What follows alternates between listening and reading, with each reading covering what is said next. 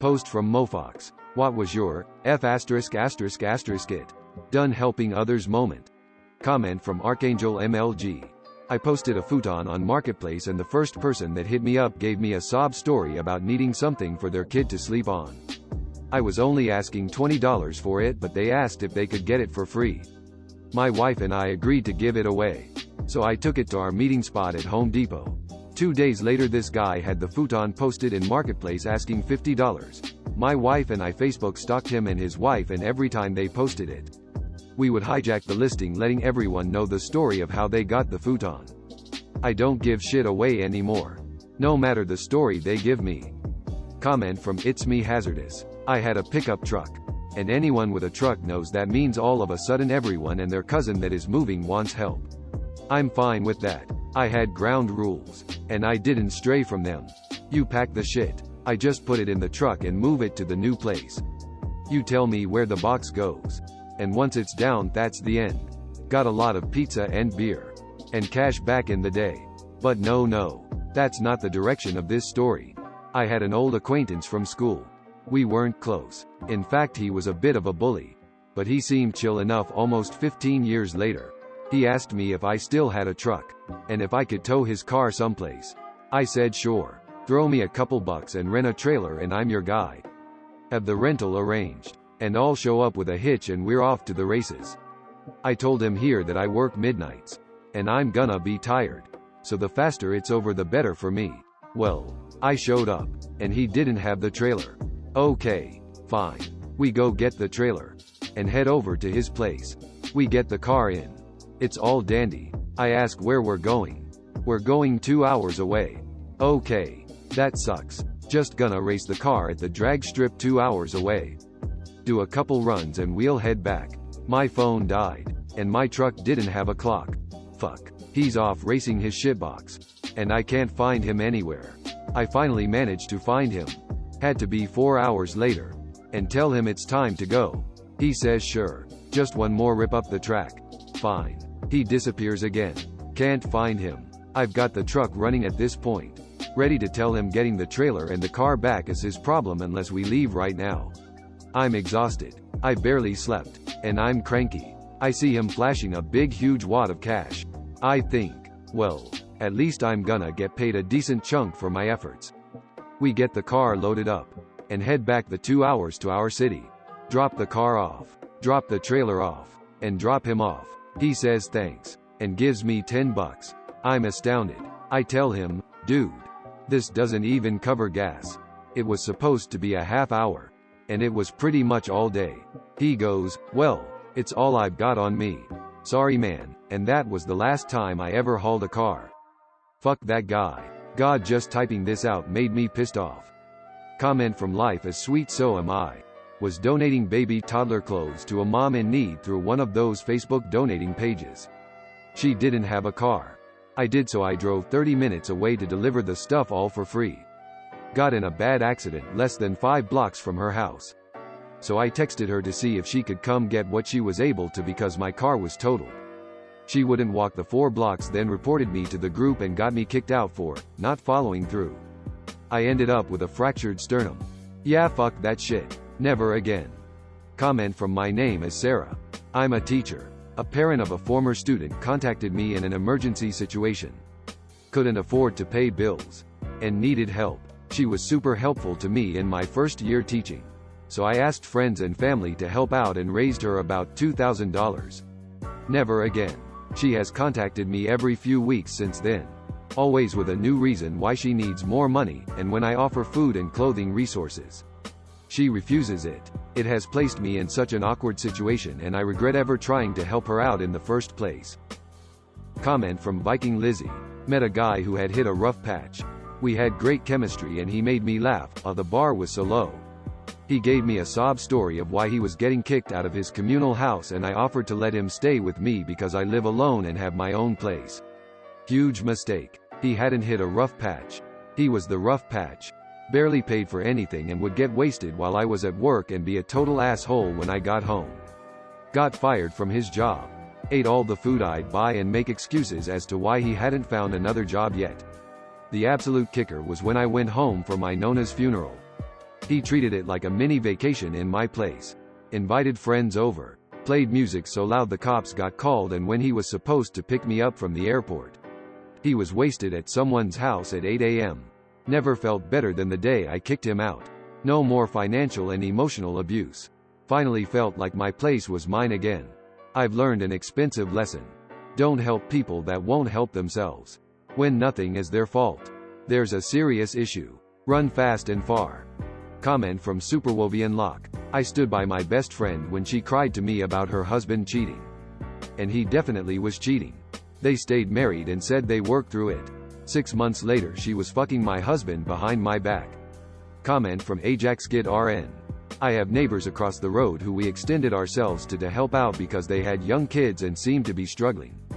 Well, they were really starting to take advantage to the point where we couldn't walk out of our house without them literally yelling for us because they needed a phone, a ladder, money, someone to drive them somewhere, diapers, our Wi-Fi password, our wood, etc., etc.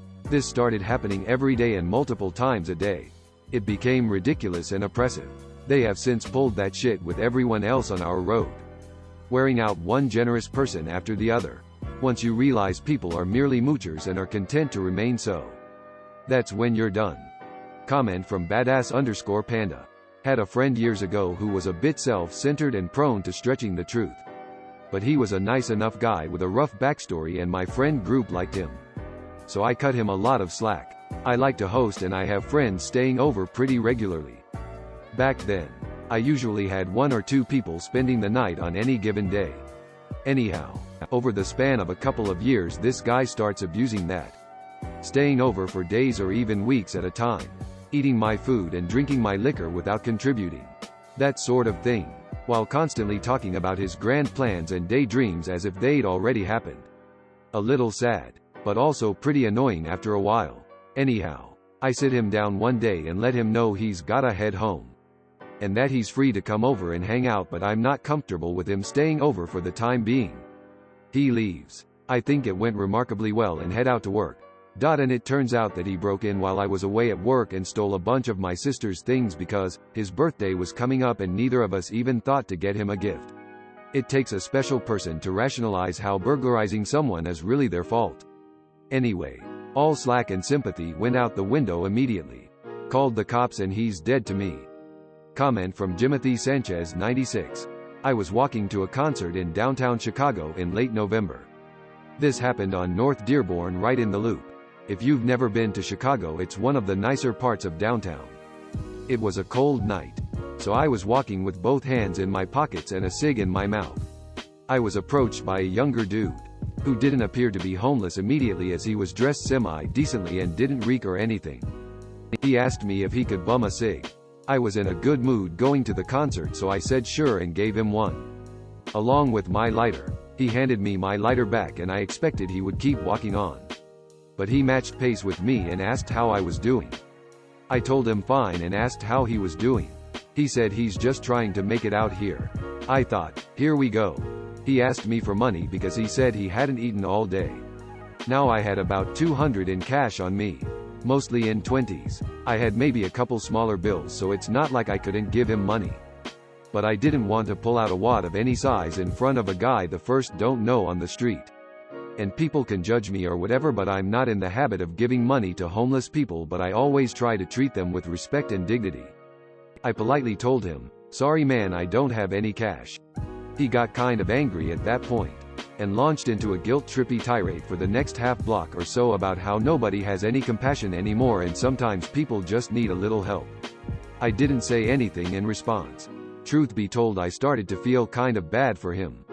What he said is pretty true. A lot of people aren't willing to help other people and sometimes people really just are down on their luck. I was second-guessing my decision to turn him down until we reached the next intersection. I was going straight and he cut to the right. I had to stop for the crosswalk. And I watched him get not 5 steps away from me before he took the cigarette I gave him, that he'd barely sucked on because he was too busy yelling at me, out of his mouth and threw it on the ground. He then proceeded to walk right up to another dude and start talking to him. Maybe I didn't help him much per se, but if he was as down on his luck as he wanted me to believe, he would have been burning the filter on that thing before giving it up. I instantly felt vindicated. Comment from ScammerC. My mother and her new husband had moved into a new place and invited all the kids over for Christmas. In previous years we would buy a whole turkey dinner from somewhere so no one, me, had to cook. So imagine my surprise when my husband and I walk in. My mother walks out of the kitchen, hands me a spoon and says, "Good. You're finally here," and goes to sit down in the living room. After a quick and awkward conversation, it was determined that my job was to make sure everything currently in progress, or not even started, got to the table on time, while everyone else socialized. Basically, I was the help and should have realized that. So any feelings I had about that were my fault. I was a good cook, and my mother taught me everything, not so I owed her. So I did. And not knowing the family dynamics, my new step-siblings were very thankful and appreciative of all my efforts, which caused a meltdown from my mother about how we all should be thanking her. That was the first time I used a phrase that has come in handy for these situations. "I'm so sorry. It will never happen again." And it never did. They weren't happy when they finally realized what that meant. Comment from deleted, removed. Comment from Cookie Management 785. When I rushed to another state about 2,000 miles away to help my sister because of a medical issue, and for whatever reason she decided to have her neighbor help her instead, without letting me know. It was 3 months ago and she is fine but still has not contacted me. That was the end for me. Comment from SJJSKQ1IQ9MK. When I dropped my rate significantly to help a struggling family with child care. Blended family needing to find childcare for their emotionally damaged children who had been hospitalized by mom's boyfriend. Both parents worked and my wages were paid through a charity scheme. It was hell. They were utterly useless as people, let alone parents. They took the piss and ended up basically doing nothing with the house or children and ended up owing me nearly $2,000 due to them committing benefit fraud and pocketing what they should have been passing on to me. The final straw was when they asked me to babysit that night as they needed to go out on the lash. It's been stressful, whilst telling me they couldn't afford food, let alone pay me. Never again will I fall for a sob story. Comment from SoMGR81. Not me but my parents. My cousin moved in with us for 2 years when I was a kid. She's 18 years older than me.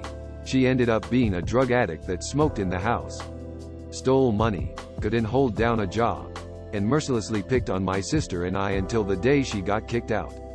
That was almost 30 years ago. To this day my parents refuse to let anyone move in because they just need a place to stay until they're back on their feet. Quote. Comment from FireandIceT. Had a newish neighbor ask if he could borrow our lawn mower. Sure. Well, more or less every week he would come and get it out of our garage, use it to cut his grass, put it away without cleaning it or adding gas. In the fall we mentioned it was a good time to get deals on a new mower. He never talked to us again. Comment from Red_I_Rob. We have helped out my sister-in-law a few times with money, bills. Never a lot. $50 here, $100 there, usually for some bill to avoid services being cut off. I'm usually the more heartfelt one in my marriage, but I ended up being the one to put my foot down. Went over to her apartment once.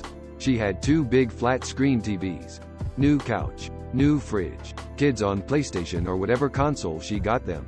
It was all rent-a-center stuff. But that was the end for me. I didn't have any of those things myself. Not to mention the incredibly bad financial decision those things were with the high interest rate. Part of me felt like I was taking food out of her kids' mouths, but realized that no, her poor decisions was doing that. Edit. Wow. Thanks for all the support and awards. The situation, on both sides, is way more complicated than I can put into just a couple paragraphs, as you can imagine. I want to help others and still do, but it is hard to keep supporting those that refuse to make any attempts to help themselves. I mentioned below she has started to do things differently. We've since lent her money again and she has always paid us back when she said she would. She still has a long way to go and a lot of challenges ahead of her. But we love her and will support her efforts as best we can. Comment from RoseFeather. I used to frequently stay late at work for clients who showed up to the veterinary clinic last minute with a non-emergency problem and no appointment. Then 3 times in a row, 3 different people were told up front about the after-hours fee. Agreed to pay it instead of scheduling an appointment for the next day. And all of them called back the next day fussing that they shouldn't have been charged extra for keeping us 30 to 60 minutes past our scheduled hours and that we were terrible and trying to scam them by charging for our time, even though we told them up front and they had another option. It was exhausting and demoralizing. We did more than we had to for them after already working a full day because a desire to help us why we're all here in the first place. And they responded by saying our time was worth nothing and we suck. The entire staff said, "Fuck that. Now. Unless it's a literal life and death situation. If we can't fit someone in before closing and they didn't have an appointment, it's a firm no. I'm in this profession to help others and I still work late for real emergencies when they happen or if an appointment runs longer than expected. But I'm done sacrificing my personal time for entitled people who don't actually need it." Edited to clarify. The people did pay, but they were calling later to complain about it and demand a refund or say they were canceling the transaction on their card. Instead of dealing with the headache anymore, we stopped giving non-emergency walk-ins the option of being seen after hours. No animals were harmed and the staff, and their families, are all much happier. Comment from bigfishcherrycoke. I was working at a fast food place when I was a student. I usually did overtime to help everyone clean up and close the restaurant until about 1 a.m. because we were so understaffed. I guess people got used to me staying late because one night when I was supposed to finish at 11, I overheard some of my colleagues, the stereotypical mean girls, say how bad the clients had cluttered everything tonight and how it was going to be a mess to clean up. Then they say, "But hey, me is gonna stay late tonight again. Let's leave it to her. She always does the cleaning anyways." Followed by laughing and some bitching about me. That night I clocked out at 11 after doing all of my tasks at the counter and left. The girls stared at me in shock and when I was outside I saw one of them standing in the middle of the restaurant with her hand on her forehead, looking at the mess she would have to clean before going home. Weirdly, after that day, they started cleaning earlier without waiting for me to do everything. Comment from HeadassMcDeadasss. In freshman year of college, my friend of about 2 years got kicked out of his parents' house. He said he needed somewhere to stay, for the night, till his parents cooled off. I said you can stay a week if you want but more than that and you'll need to pay me rent. He made pretty good money. More than me even. I was kind of hoping to find someone to split the bills with anyway. A week rolls by and he hasn't even looked for another place. His parents aren't letting him come back. I ask him if he's going to stay. He says, "If it's alright with you." I say sure. "Just pay me half the cost of the app every month." He said he can't. I know damn well he can. I say, "Well then you gotta go." He asked if he could stay another week. I said no. He got pissed at me for that. I then got pissed at him for getting pissed at me. I gave you a place to stay and you are mad at me. Totally ended the friendship. Never let anyone into your place unless you have a signed contract. Comment from KairiZero. After working free of charge as a freelance graphics guy to build my portfolio up, and having a client basically make the most minor of adjustments and constant revisions, 4 posters which should have taken me a day tops really, ended up taking 3 months. And when they wanted poster X4, I wanted money. Ghosted. Lesson learnt. Comment from Blitzen_Vixen. One day I found a puppy. Dirty, hungry, and just scared and lost. I gave him a good meal and some love, and went to drop him off at the address on his collar. The dude thanked me, then proceeded to beat the crap out of the dog, telling me to mind my own business when I tried to get him to stop. Carried him by his collar to a 5 feet short chain in a muddy patch with a crappy broken 3-wall doghouse, where I am guessing the dog spent 100% of its time. I called the cops, but they did nothing. The dog technically had shelter, which qualifies BC 3 walls and a roof, even if it was filled with holes and it gets 20 degrees at night here. P.S. I stole the dog 3 weeks later. Comment from Lucifers_ass_. Me and my GF were leaving a McDonald's and pulling up to the stoplight.